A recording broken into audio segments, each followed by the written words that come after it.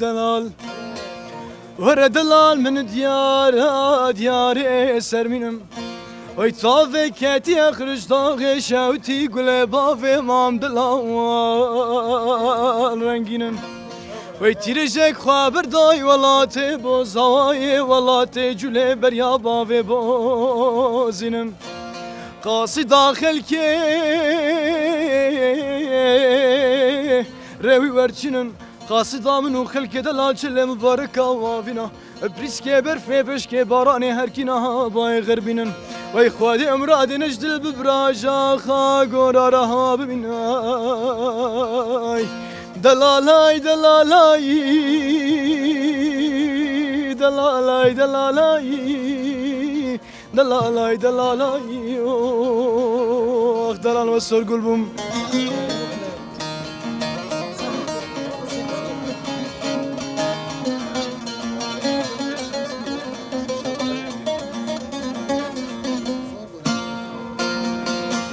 بجنا دلالي چند شیرینی بجنا چورشی چند شیرینی بجنا دلالی چند شیرینی ری دلالی بدروخینی هگر رامی سیم با من چنینی هگر رامی سیم ولا با من چنینی دخل رشی لوینی جمزن بو ما ملهفی هگر رامی سیم با من چنینی هگر رامی سیم ولا با من چنینی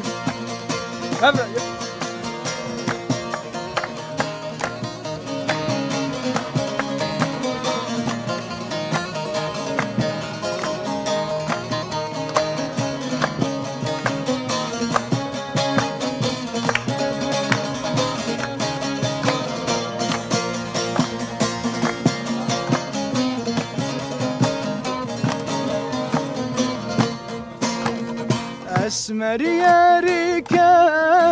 برحمه بوفاي خويل سيرانو من لا درد جفا اسمر ياريك برحمه بوفاي خويل سيرانو من لا درد جفا وهات وقتي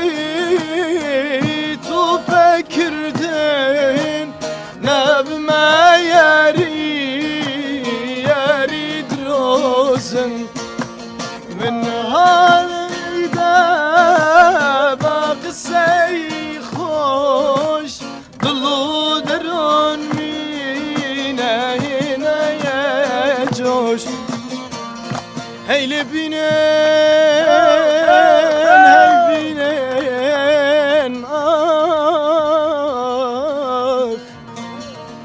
نازکه و نازداره حوالی که ویو که بینن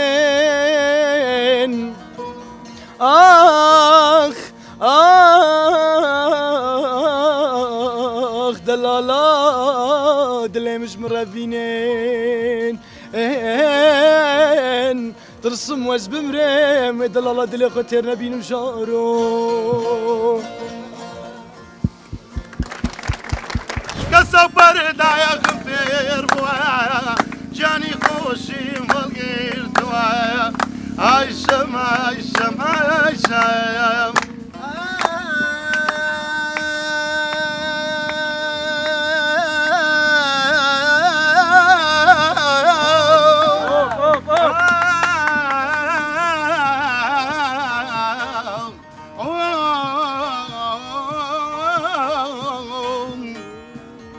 لو ده ميدان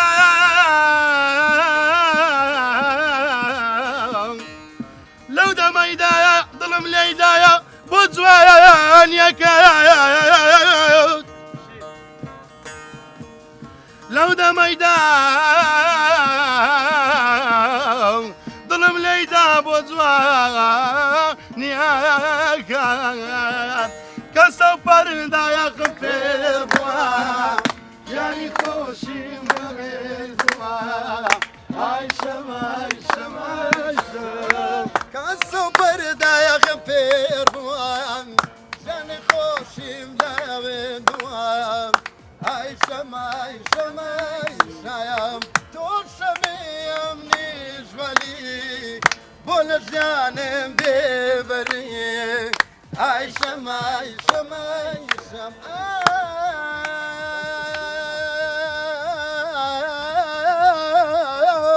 اوف اوف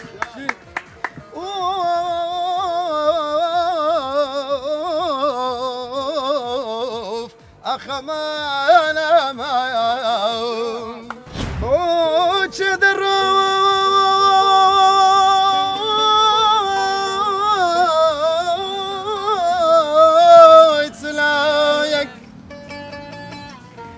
It's cause like me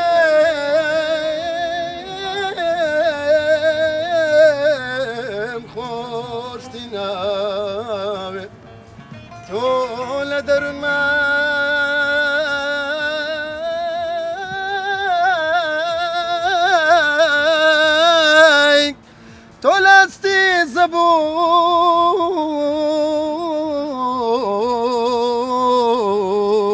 ماي طلعتي زبون ماي عمر روي بصرتون توريبهم لقرانوات زوري بيتون جاني جاني جاني جاني جاني لجاني جاني جاني جاني لجاني ربم هرن دلاني لجاني قوفند الكردستاني لجاني قوفند الكردستاني لجاني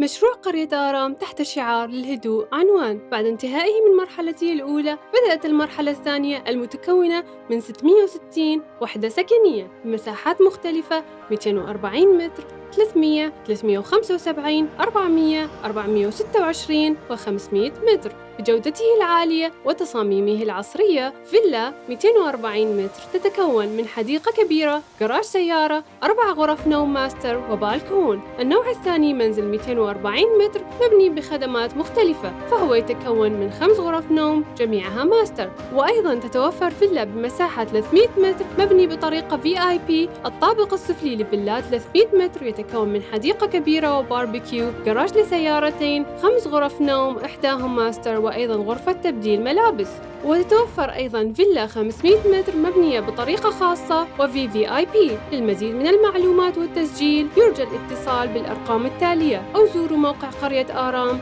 العنوان أربيل شارع 120 بجوار القرية الإيطالية 2. قرية آرام للهدوء عنوان.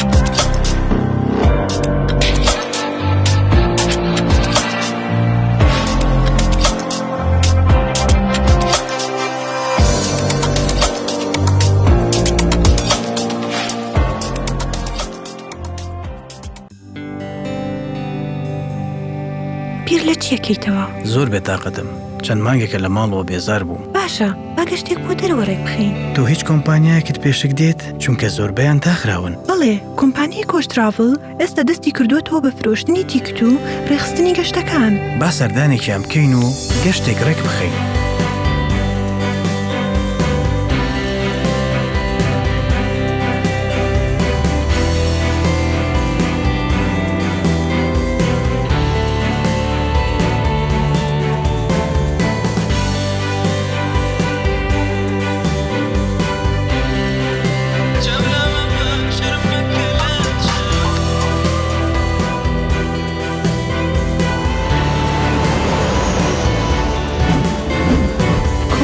دنیای کۆچ تراڤڵ.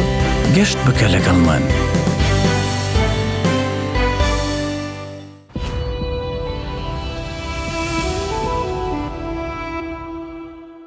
Gula min gula zere vay guli zeram Gula min gula zere vay guli zmemrem Berçavim here vere vay guli zer Derdim yekbun tekir sed hezar وجبي جاني خواب وما بيزار آخ دردم يكبون بونست هزار وجبي جاني خواب وما بيزار او تشتك بوما جوازة والله ما باش خوا ما داكرية بهيفي ما دنجي ما جب دلي وان بي براستي ان شاء الله امدنا وبهيفينا ان شاء الله بدلي وان بي ان شاء الله يعني باش آماده کردی ان شاء الله تشتكي يعني برزواجي يعني لوان يعني تقديم دكن ان شاء الله سركوتن يعني له هوام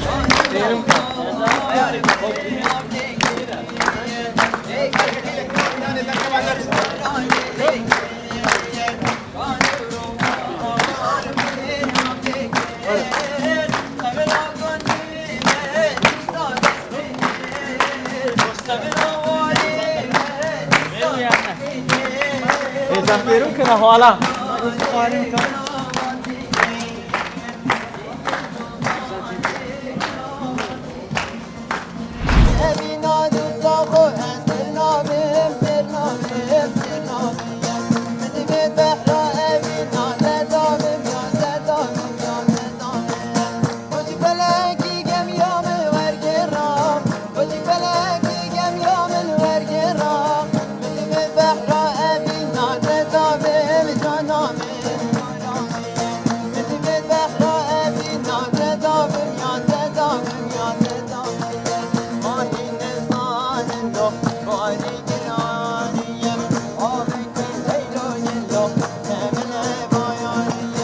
لێ وەستا بووی باسی ستان دەکرد ئەو کاتەی چاوەڕێتان دەکرد بە حەسفی مەگرونمان دەکرد لەبەرەوەی زۆر زیرەکە بەڵام بۆ نەهات فلامینگۆ سامان بۆ بکە وەڵاهی نازانم چی پێ بڵێم لە فلامینگۆی زیرەکە و ئیمەش حادەت کۆرداتەوە لەسەر گۆرانیەکان تەمرین دەکەنەوە بسیار گۆڕینەوەمان دەکرد لەسەر ناوی مۆسیقایەکان و زۆر باشە بەخێر بێ بەدارم شانسێکی باش دەبێ و توانی وەکو دەبینی بەردەرگا زۆر خەرباڵغە و زۆر خرۆشێکی زۆر هەیە لە نێوان بەشداربووەکاندا تا چەند تۆ خۆت ئامادە کردو ئەمڕۆ وڵات زۆر خۆڵان ماندوو کردەوەڕۆ زۆریشمان کار کرد زۆریش هەوڵ دەدەین و بەشداربوونیش دەنگیان زۆر خۆشە بەڕاستی زۆر باشە چۆن پرۆڤە دەکەن ڕۆژانە لە ماڵەوە لە ماڵەوە هەر بەتەنیا بخۆم لەگەڵ گۆرانیەکان دەمکوتەوە و هەوڵم دەدا و جاجار ڕکۆردم دەکرد و جۆم دەدا و هەڵەکانی چا دەکردەوە زۆر باشە چەند گۆرانی ئامادەکردەوە بۆ ئەمڕۆ سێ گۆرانی سێ گۆرانی ئامادەکردە بەڵێ جگە لەو سێ گۆرانیە کۆپلێک گۆرانیم بۆ بڵێ جگە لەم سێ بە ئەو سێ سوپرایز بێت بۆی خەڵک لەوێ گوێ لێ بێت لە یارەوە لە شۆخ و شەنگی پارەوە لە یارەوە لە شۆخ و شەنگی پارەوە لە ڕازی پڕنیهانیە لە گەشنەی بەیانیە پەیام لە یاری جوانەوە گەیشتە لام چۆن خۆت ئامادەکردەوە ئەمڕۆ زۆر باش خۆت ئامادەکردەوە دەبینی جۆش خرۆشێکی زۆر لێرانە هەیە گەنجەکان بەفەرۆشەوەن بۆ ئەوی چەند تیستی دەنجام بکرێت جویان لێ بگرن بێت مامۆستای باش و بە ئەزمون لەوێ ئامادەن قەلەقی و ئینترێست نییە بەر لەوەی بچیە سەرستەیج زۆر نا چونکە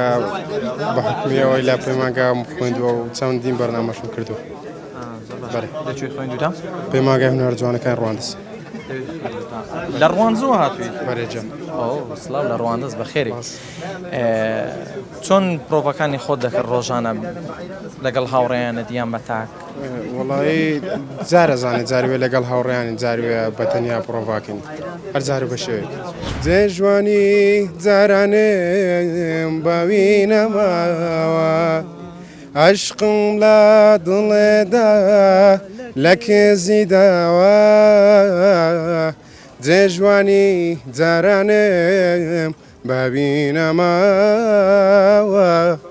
عشقم لە دڵێدا لە کێزی داوە وشەی تێ بەدکارێک لە دڵێت تەقەوە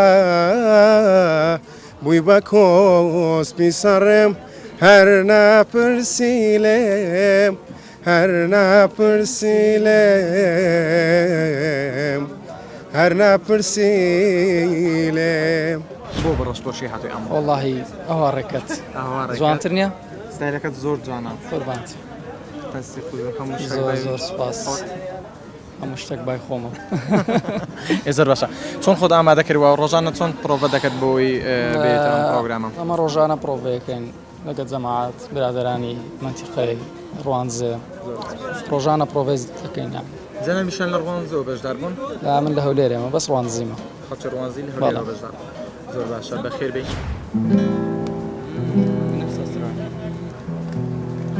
Dirsamın emrine bitenabe Dirsamın netene bu jite durbume Dirsamın emrine bitenabe Dirsamın netene bu jite durbume Digerim tenabinem, digerim tenabizem Digerim tenabinem, digerim tenabizem Dirsamın ez betelim xebelamın Dirsamın ez betelim xebelamın وكبران دباري مينا شبك بويتاري ورا أقر فنامري ورا ليلي وكبران دباري مينا شبك بويتاري وكاقر فنامري ورا ليلي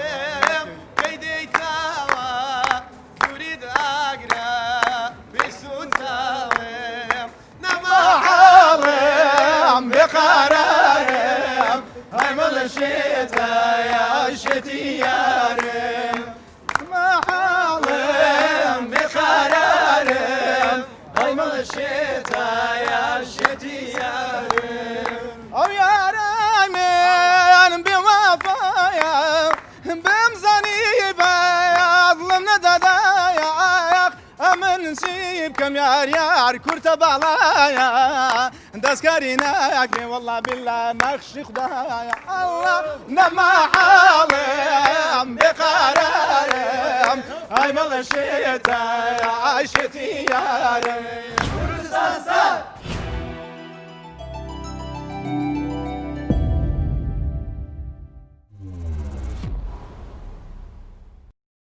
مشروع قرية آرام تحت شعار للهدوء عنوان. بعد انتهائه من مرحلته الأولى بدأت المرحلة الثانية المتكونة من 660 وحدة سكنية بمساحات مختلفة 240 متر 300 375 400 426 و500 متر بجودته العالية وتصاميمه العصرية. فيلا 240 متر تتكون من حديقة كبيرة، جراج سيارة، 4 غرف نوم ماستر وبالكون. النوع الثاني منزل 240 متر مبني بخدمات مختلفة، فهو يتكون من 5 غرف نوم جميعها ماستر. وأيضا تتوفر فيلا بمساحة 300 متر مبني بطريقة VIP. الطابق السفلي لفيلات 300 متر يتكون من حديقة كبيرة وباربيكيو، جراج لسيارتين، 5 غرف نوم إحداهم ماستر، وأيضا غرفة تبديل ملابس. وتتوفر أيضا فيلا 500 متر مبنية بطريقة خاصة وVVIP. للمزيد من المعلومات والتسجيل يرجى الاتصال بالأرقام التالية أو زوروا موقع قرية آرام. العنوان أربيل شارع 120 بجوار القرية الإيطالية 2. قرية آرام للهدوء عنوان.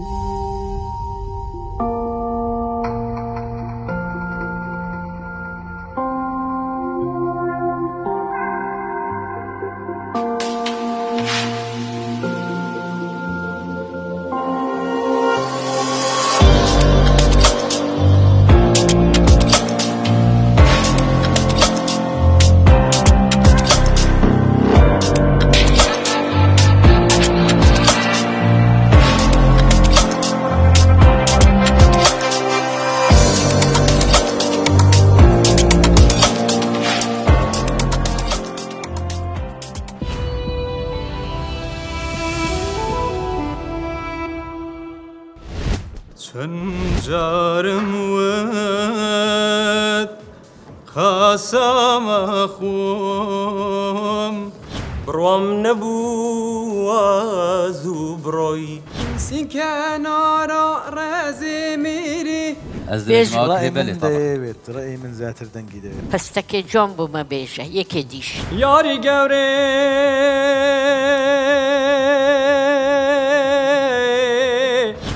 بهشتت ببم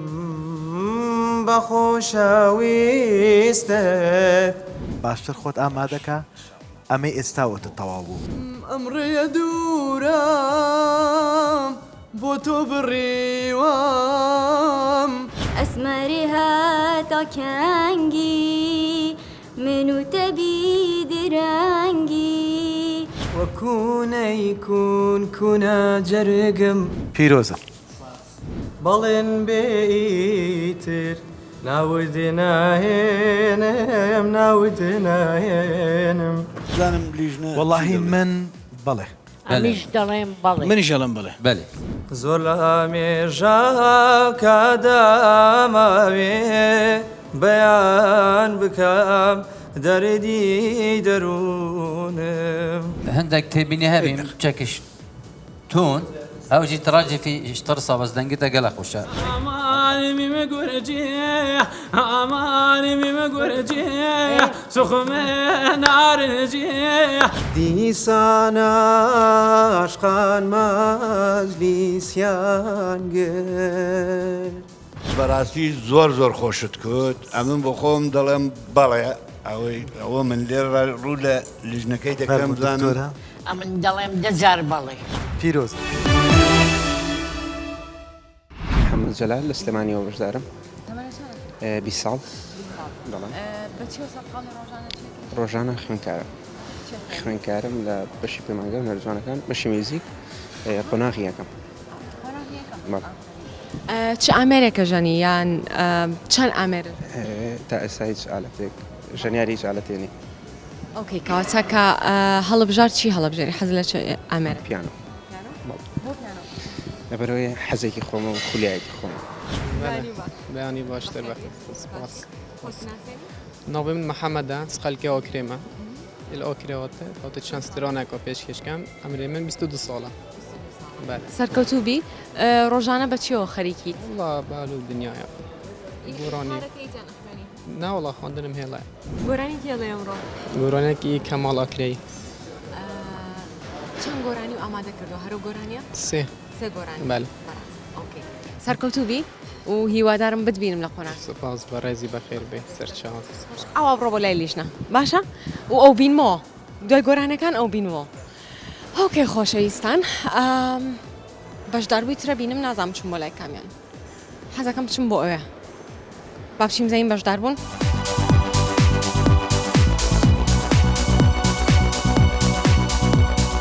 فەیات عەبدوڵڵا حاجی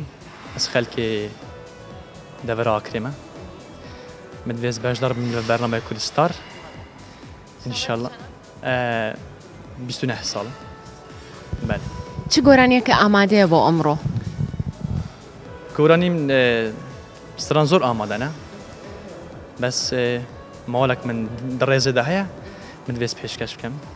هەر مەوالیان هەیە و عاتفی هەیە و زۆر باشە ئامادەی بچیتە بەر لای لیژنە بەڵێ ئامادەنی تاکید ئامادەنی چەک واز لە سترێس ئاسترێس زەرمە لە سترێس کردیە زۆر هەرێ وەڵڵا ینی هەرچی لێرە سترێس بووە دەرنەچووە لە بەرەوەی قوڕگی تێکەچێت بەڵێ سترێس تاسیر هەیە لەسەر گەلێک تشتا دژیانە مرۆڤاندا مرۆڤ قوت دکە لە زۆر تشتان سترێس ینی هەر بۆرەێکی مرۆڤ تشۆل کە چ هوەری بیتنوچێ زۆر کارندی بەس سترێسی مرۆڤ فەشە لێ دینیدن ڕاستیان هێندە کەس هەیە تۆنایۆن گەلەکەی بەس سترێس شێت بەت فەشە لێ دینیت دژانە خۆ گەلێک فەشەلی نەدە سترێسی ئەنێ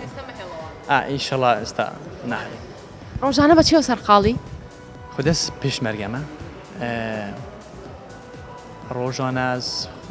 وەختی خۆ بە کتاب بەتخوینم وەس مۆزیکای دژێنم و سترۆنات بێم هیوادارم لە قۆناغی دووەم بتبینم و زۆر زۆر سپاس بۆ ئەو کارێک کە ئەیکەی و کە ژیانی ئێمە ئەپارێزن ئێوە ڕۆژ سپاس مەمنون ئینشەڵا دبلا من كربا عشق وفين قلت يار دبلا من ندابا تشسوز وتشبر يار دبلا من كربا عشق وفين قلت يار دبلا من ندابا تشسوز وتشبر يار من بشير آزاتم كردي روش أوام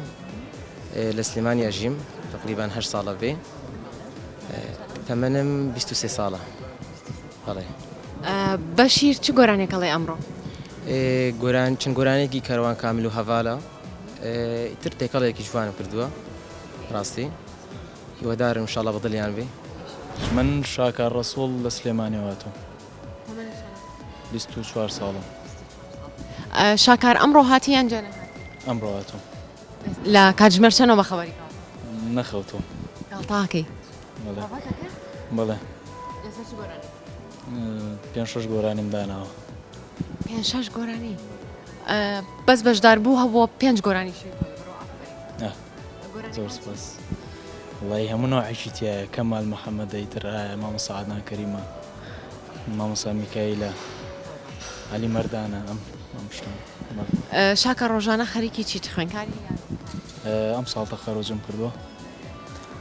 لە پەیمانگەی تەکنیکی سلێمانی بەشی تەندروستی کۆمەڵ یعنی بەشی میوزیکە نەخوێنەوە نەخێر کاتە ماڵەوە دەنگیان خۆشایان خۆت حەزی لێ پرۆڤەت کردووە فێر بوویان باوکم دەنگی خۆشە بەڵێ جا خۆشم هەر لە مناڵێەوە ینی جەریوە بۆ تاوە دەفوشتم لێەوە بە حساوی خۆ ئیشی خۆمام و بەجری بە مناڵی زۆر خۆش بۆ شتا ئۆکەی هیوادارم بتبینمەوە لە کاتی تێستایم سێرتانەکەم بەدزیەوە هیوادارم لە خۆناغی دۆم بە تایشیت شڵە زۆر تۆ دەتوانی ئەوە بڕۆی وەلای لیژنە ئەم کاتۆ باشتر محەممەد شەوکەت لە سلێمانیواتوو وەڵام بێ تۆزێکە بێت نی ساعتێکە بێ هیلاک نیت ئەو ڕێگەیە وڵی کەم خەوی تۆزێک نایچ تر نیە چوار حوتی بانی ئەڵسان ئێ باشە بۆ چوار وڵی نازانم خەوم لێ ناکە و نییە ڕاهاتوم تۆزێکیش قەلاقم تۆزێ زۆر وەم زانی پرۆڤە کردەوە بۆ چوار پرۆڤێک بۆ چیار عیب وانە ئۆکەی چ گۆرانیەکە ئامادە کردەوە وڵی عەدنان کەریمێک کەریم کابانی کاڵم سار سیان تبزام عەرەب وەرەگرنیان نەناسە بەڵێ وەریەگرن و هیوادارم کە گوێم لێو بێ کاتی تاقیکردنەوەکەت چەند ساڵە گۆرانی ئەڵێ چۆن فێر وڵی بۆ چەند ساڵە نییە بەس لە عیلەیە دانیشینە نایچتر هەر لە عیلێ و بۆمان جا دەفعیشان کردوم جا ئەو دەفعکردنە مشکلەیە ڕفیقی خراپ دەفعی کردووی؟ ئەرەوەڵە دەفعیان کردم هەر لە ڕێگاوە هەتایە لێرش بە مەسیج واز نایە دەی سەرکەوتوبی مادام دەفعیان کردووی کەواتە باوەڕیان پێێتە تۆ ژەوێ باوەڕبە هەرەوەڵە هیوادارم شەرمەزاریان نەکە هیوادارم منیش بەخێر بێ سەر چاو ئاوا بڕۆ بە لای لیژنە تۆش بەخێر بێ بەخێر بێ سپاس مەمنون سپاس بەڕێزیت من ئارە ئاراس لە سلێمانیەوە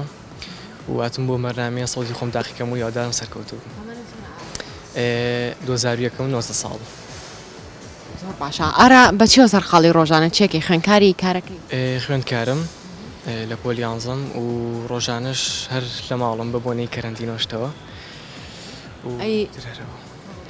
ورای عفو سوالەکان چەند ساڵە گۆرانیەڵێ چۆن دەست پێکرد؟ من بیدایەت لە مناسباتی عایلێ و دەستم پێ کرد عینە ناوخۆی گۆرانیمانەوە و ساڵی 2012 لە کەناڵی زاگرۆس تیڤی بەرنامەی کرا دەنگی شارەکەم و کاتی 12 ساڵ بووم بەشداریم کرد و بەس نەتیجەیەکی باشم نێنا بە زیوادارم ئەم جارە نەتیجەیەکی باش بێنم چ گۆرانیەکەڵێ ئەمڕۆ گۆرانی ماوەسا سابیر کوردستانی و هەرێم سەڵاح دوو گۆرانی قورس یانی دوو هونەرمەندی دەنگ خۆش بەڵێ ئەکید زۆر سپاس باوەڕت بەخۆ هەیە بچیتە قۆناغیدەوە ئەکید ئیشەڵڵا لەگەڵم بەڕێزانەشە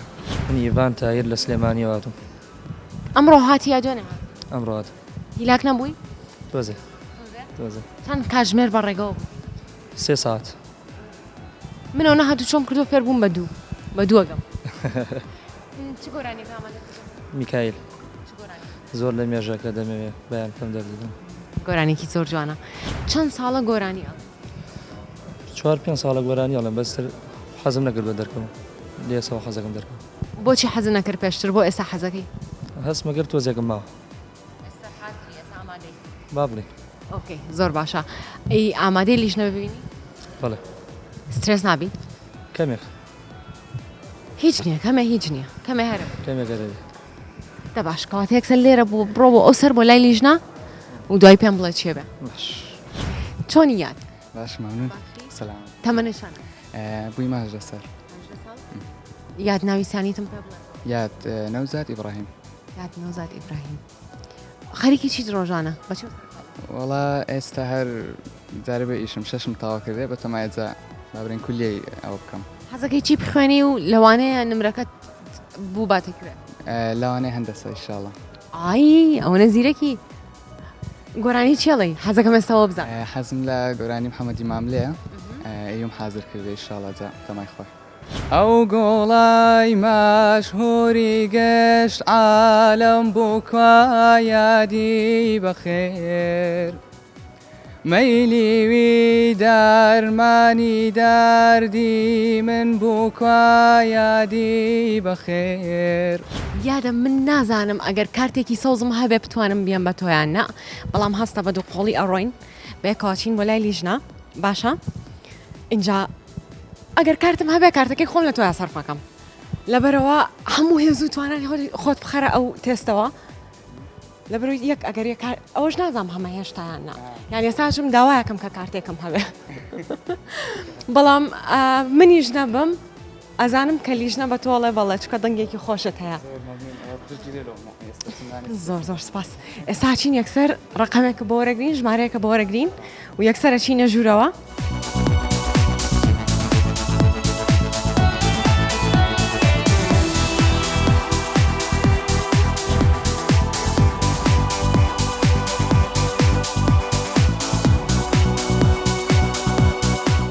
چۆنن خەڵکم بۆیە ناون باشن من کارتم هەیە مامۆستا یەک کارتم هەیە کارت دا باشە دێ باش ئۆکەی یەڵڵا یادە چاوەڕێتەکەم ناوی جەنابێت یاد نەوزاد دیار نەوزاد لەکوێ شەقلاوە فەرمو ئەو گۆڵای مەشهوری گەشت عالەم بوو کوا یادی بەخێر مەیلیوی دەرمانی دەردی من بوو کوا یادی بەخێر چۆن دەبێ فکرێت نەبێت تیرێت لە جارگەم کاریە بێنجی منیش gelek hoş gotun da tun. Ez beşrasım da gelek zirek bit. Heke bçek temrin ek. Yani şansı pê bidê. Bijme belê.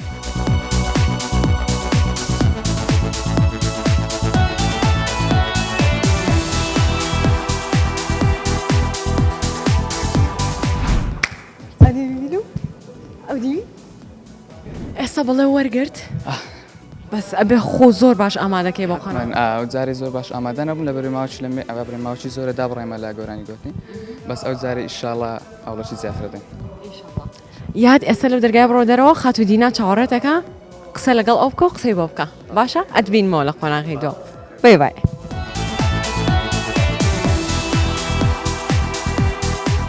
چاردەنگ مەدەستینەیە نادەوە چاردەنگی بەدەستێنەوە لەکوێوە هاتووی لە شەقلاوە باشە کێ بوو دەنگی پێیای چواردەنگ مامۆستا میرە و مامۆستا هەڵکەوت زاهیر و دکتۆرە بەڵقیسە بەس دەنگەکەی دی نازەم زۆرم جێلێنەوە و نەمزان کامەیان بوو مامۆستا میکایل بوو یان المهم وەردگرتیا المهم ورد تا باشە بۆ قۆناغی داهاتوو چۆن خۆت ئامادە ئەو قۆناغی بزانام هێشتا زۆر باش خۆم ئامادە نەکردبوو چونکە لە مێژە لە بەرخینوانە لە باورین گۆرانی گوتنی دابڕاوم بەس ئەو جارێ دەبی لە قۆناغی دۆم باش خۆم ئامادە بکەم زۆر باشتر تایە ئاگادار بە زۆر بەخێر بەی سەر چاو لێرەوە تا شەقڵاوە سڵاویشە لێبێ ماندوو نەبی ئەتبینینەوە لە قۆناغی داهات ئینشاڵڵە